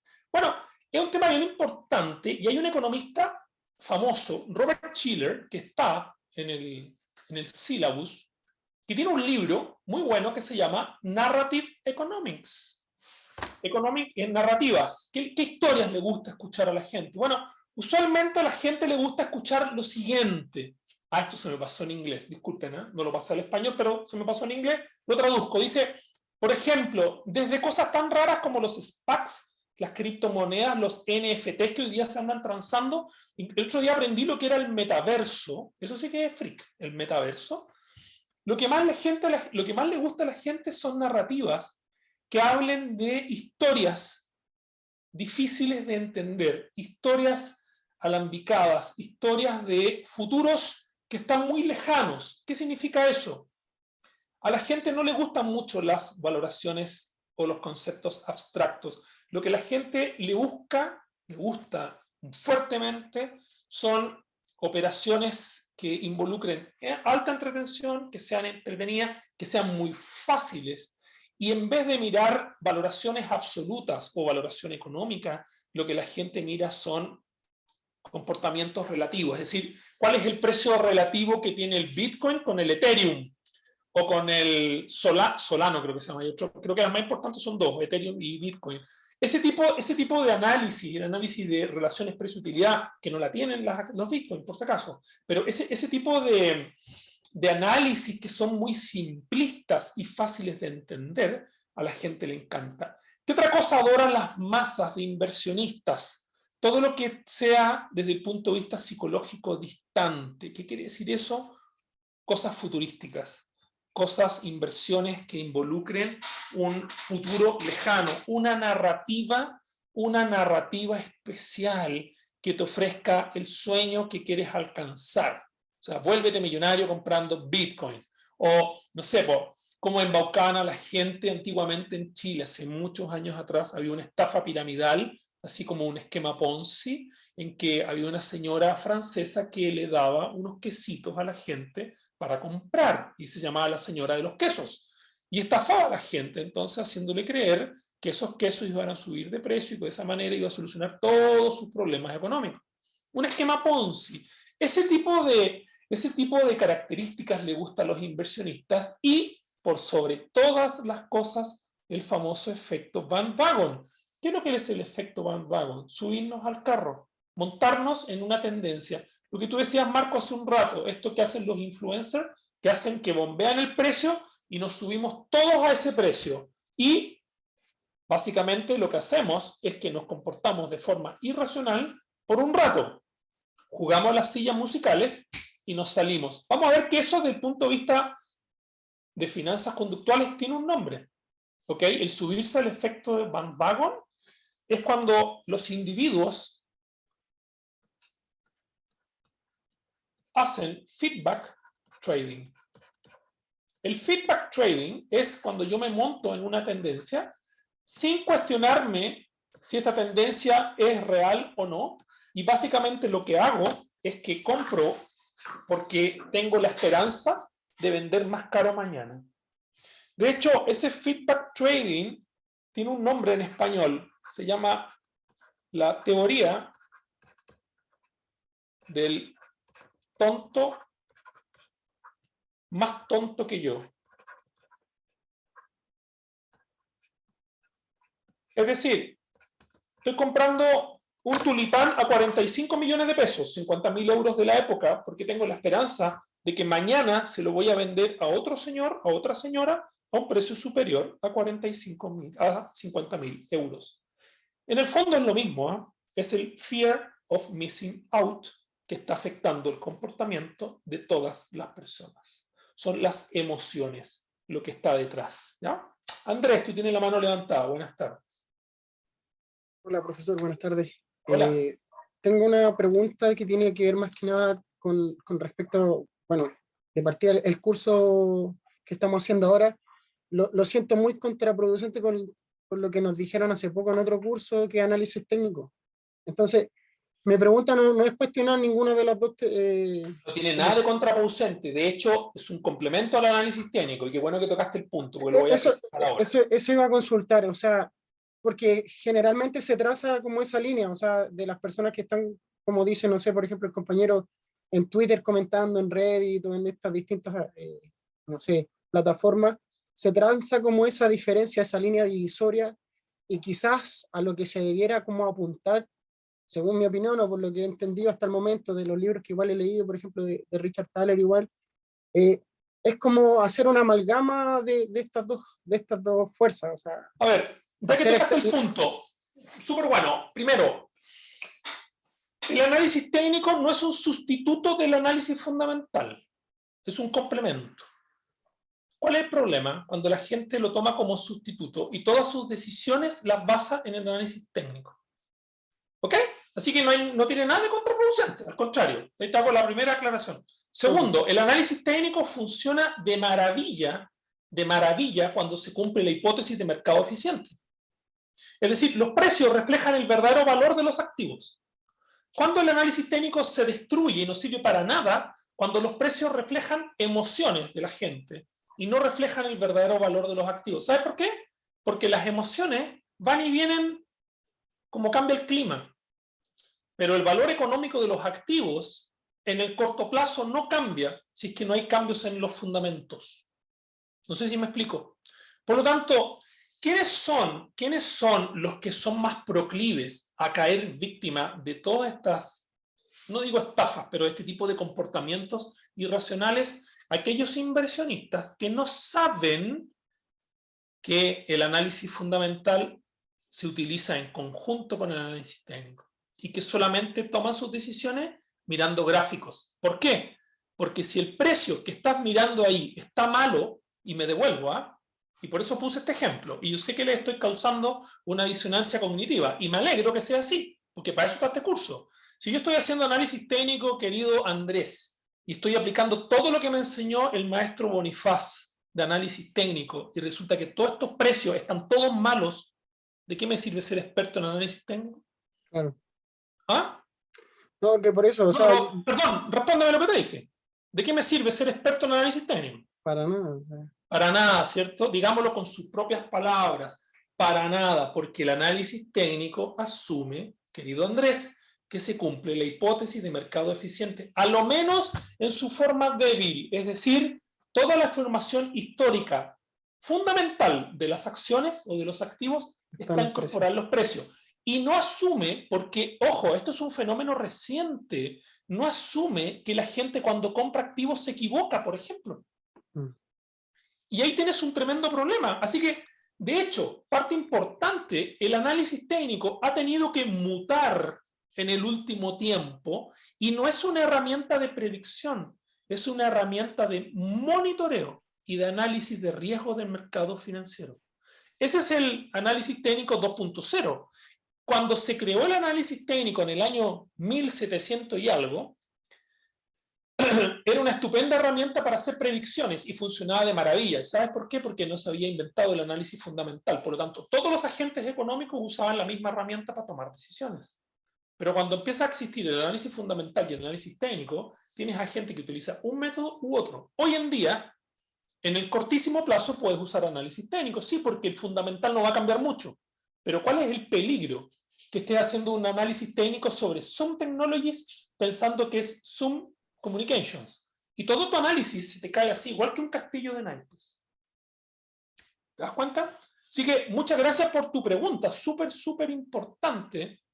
Yo me iba a hacer cargo de análisis técnico un ratito más, pero ya que te adelantaste, fantástico. Y si estabas sintiendo un apretón en el estómago, porque pareciera hacerte que todo lo que aprendiste en análisis técnico aquí se está cayendo a pedazos, para nada. Para nada. Es un complemento, jamás un sustituto. Y ese es el problema. Es como que el día de mañana alguien invente el método de la luna para comprar acciones. Y todos los métodos de comprar acciones con la luna funcionaron en el pasado. Por eso no quiere decir que te va a permitir tomar decisiones correctas el día de mañana. Puede ser suerte, puede ser asociación, lo que quieras. Lo que quiero transmitir es que no porque veas gente en el mercado pagando $60.000 por un Bitcoin, quiere decir de que el verdadero valor económico del Bitcoin es 60.000. ¿Te das cuenta, no? Ese es el punto central. Mucho de ese valor de 60.000 pueden ser emociones. Y como son emociones, cambian. Y cambian violentamente, ¿no? ¿Cuánto usted ha sentido que de repente tiene estados de ánimo cambiantes muy rápido? ¿Siente eso, no? A cada rato, cuando nos pasan cosas, ¿o no? Que nos levantamos súper contentos, vamos felices a trabajar y volvemos con una cara de pescado horrible porque nos pasaron cosas durante el día y nuestras emociones cambiaron. Fíjate, ¿cómo no va a cambiar la emoción del mercado financiero durante el día? Ese es el tema de fondo, ¿ya? No sé si queda más claro ahí, Andrés. No, sí, me queda claro, sí, como les decía, me producía ruido justamente el hecho de que, claro, si yo me fijara solamente en los gráficos que usted mostró, sobre todo el de Zoom, efectivamente con análisis técnico yo me subo al carro, como dice, pero ahora con lo fundamental y de darse cuenta, o sea, es una compañía que no tiene nada que ver con la plataforma que nosotros utilizamos. Por ejemplo, o peor aún, con con GameStop. Tú buscas en el Bloomberg cuánto es el valor económico de GameStop, cuál es la relación precio-utilidad, y el valor que tiene hoy día no tiene nada que ver con el precio de mercado. Sí, porque no, y ahora igual meme. Están los temas de los NFT también, que igual están bodas. Sí, mira, un amigo que es experto en esto me trató de explicar y yo la verdad que no caché nada, y después me empezó a contar lo del metaverso y eso sí que yo lo encontré ya, pero esa cuestión sí que es una locura, porque hay gente que está comprando bienes raíces en el metaverso y está comprando hoy día pensando que el día de mañana van a valer más. Es que ahí se junta con lo que decía el otro compañero, igual que hay muchas figuras, por ejemplo, no sé si conoce a Snoop Dogg, que Snoop Dogg, por ejemplo, compró una propiedad dentro del metaverso, y ahí llega gente a comprar para ser vecino de Snoop Dogg. Entonces, como que ahí está esa es la narrativa. ¿Qué es eso? Muchachos, ustedes ya le pueden poner nombre a eso. Eso se llama FOMO. Cuando hay alguien que sigue Snap Dogg, no sé, ese señor Dogg que tú dices, que alguien lo sigue en las redes, ve que dice, oye, yo compré una casa, no sé qué, en el metaverso, porque me voy a hacer millonario, no sé qué, no sé cuánto, ahí vaya, que lo sigue. Eso se llama FOMO. Ahí está. Usted ya sabe el nombre. La pregunta es, después de hacer un máster, ¿vas a comprar activos basados en FOMO? Ese es el tema. hay que distinguir acá, bien importante, ustedes y yo no somos masa de inversores. No podemos ser masa de inversores. La masa de inversores es la gente que no tiene formación en finanzas. No quiero decir que no puedan ganar dinero, por si acaso, ¿eh? Lo único que estoy diciendo es que su comportamiento está basado fundamentalmente en aspectos distintos del análisis fundamental. Y eso es un tremendo, tremendo problema. ¿Ya? Acuérdense, en este curso va a cambiar su mirada y va a cambiar su comportamiento. Esa es la idea, ¿ya? Por lo menos eso es lo que tratamos de hacer. ¿Qué podemos aprender de la historia? Harto, mucho, toneladas. Lo primero que podemos aprender es que el comportamiento humano es predecible y recursivo.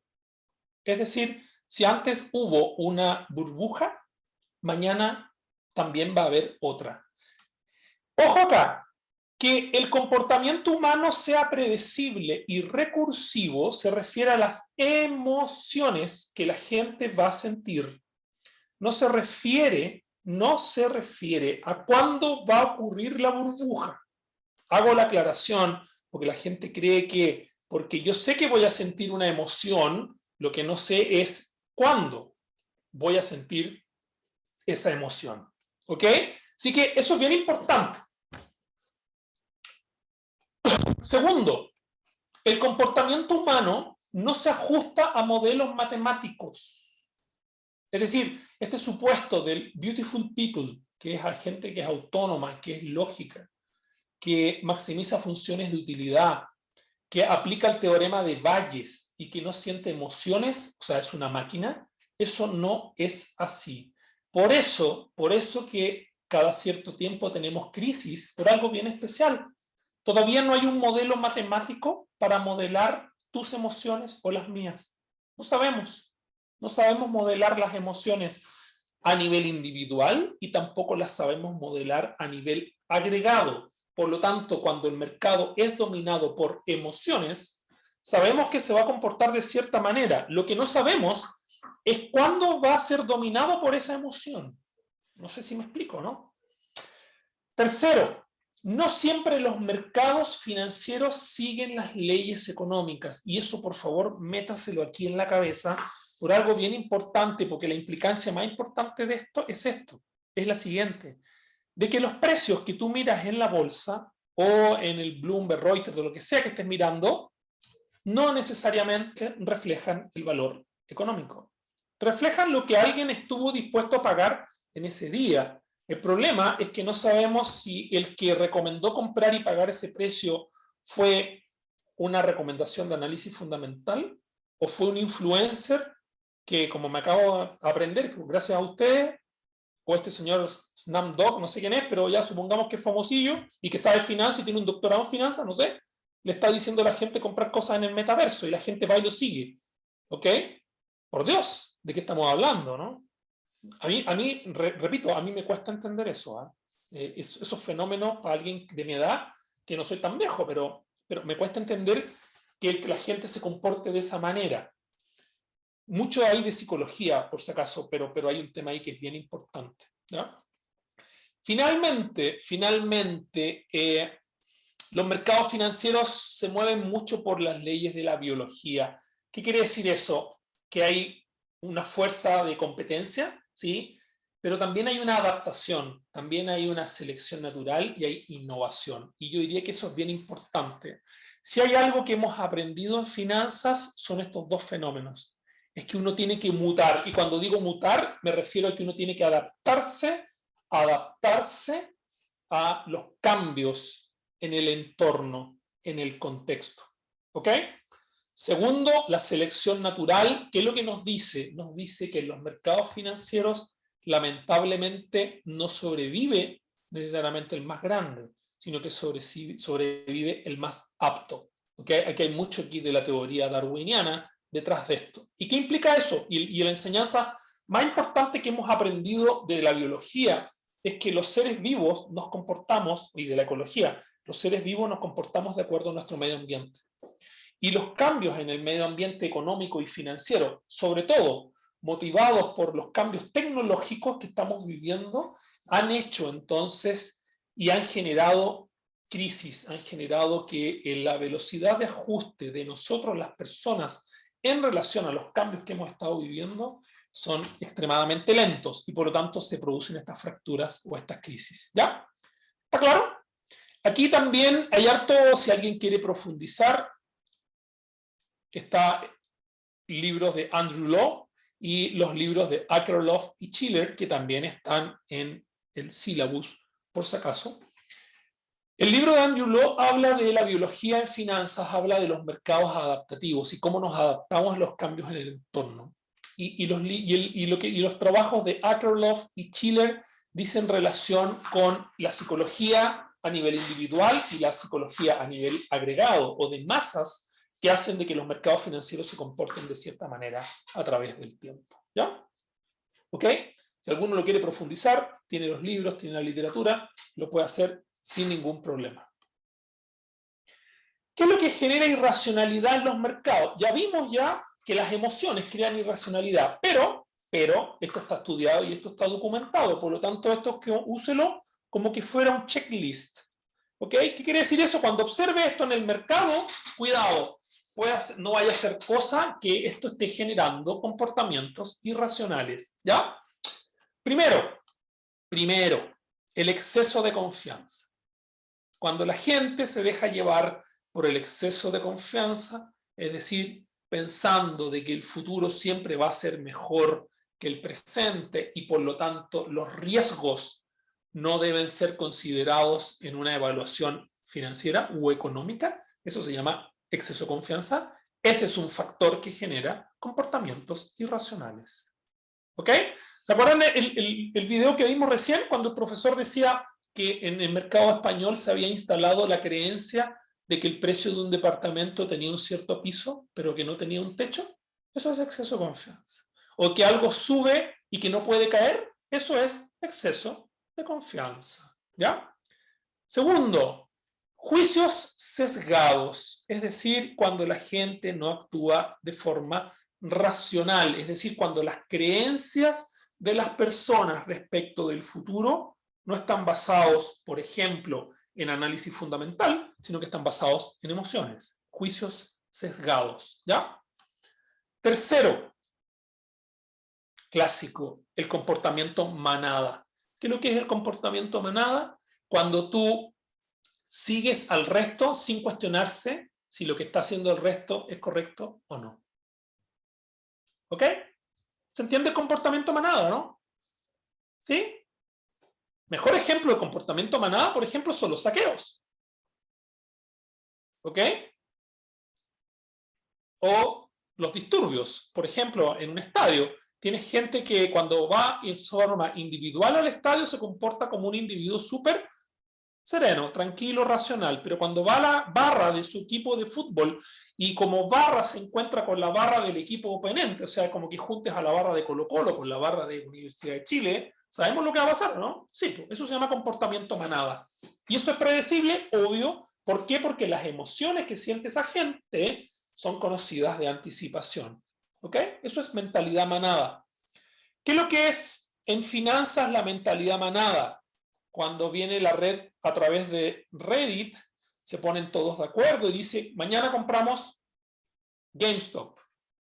Oye, pero el precio de GameStop es 5 veces más bajo del que vamos a pagar nosotros. No importa, vamos a comprar exactamente igual. Eso es comportamiento manada. ¿Ya? Hay que tener mucho cuidado con ese tipo de comportamientos. Por si acaso, en Chile también existen esas redes, pero en Chile son informales. ¿Ok?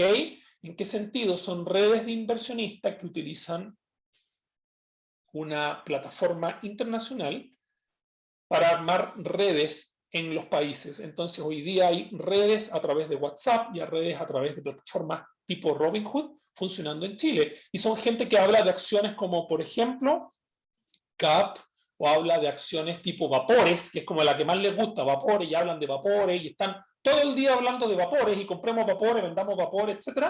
Eso existe hoy día en Chile, y la gente no lo sabe. Me lo han contado mis alumnos.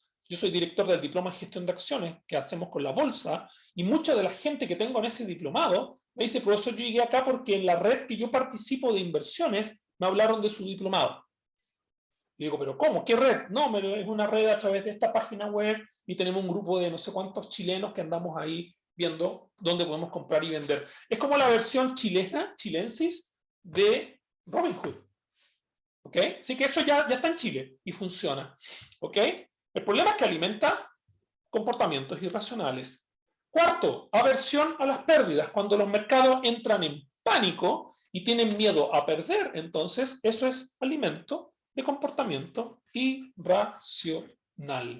¿Ok?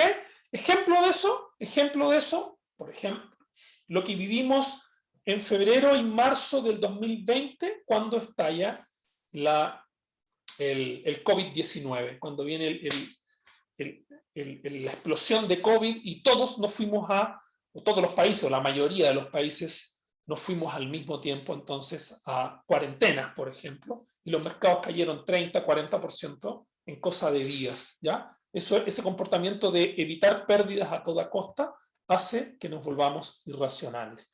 Y finalmente, y esto no tiene que ver con la psicología, sino que tiene que ver con el mundo actual que estamos viviendo, fundamentalmente se basa en medios, ambientes o contextos tremendamente cambiantes, ¿ya?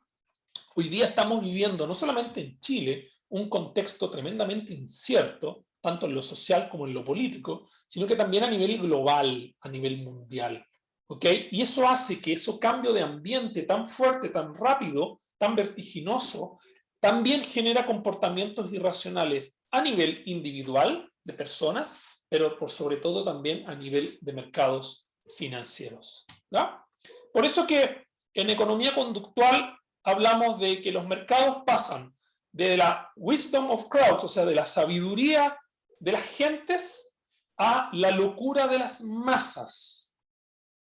Es una afirmación súper fuerte. A veces, a nivel agregado, somos súper sabios, somos súper buenos para tomar decisiones, pero a veces también a nivel individual nos volvemos tremendamente irracionales, ¿ya? Y ese es un problema tremendamente importante.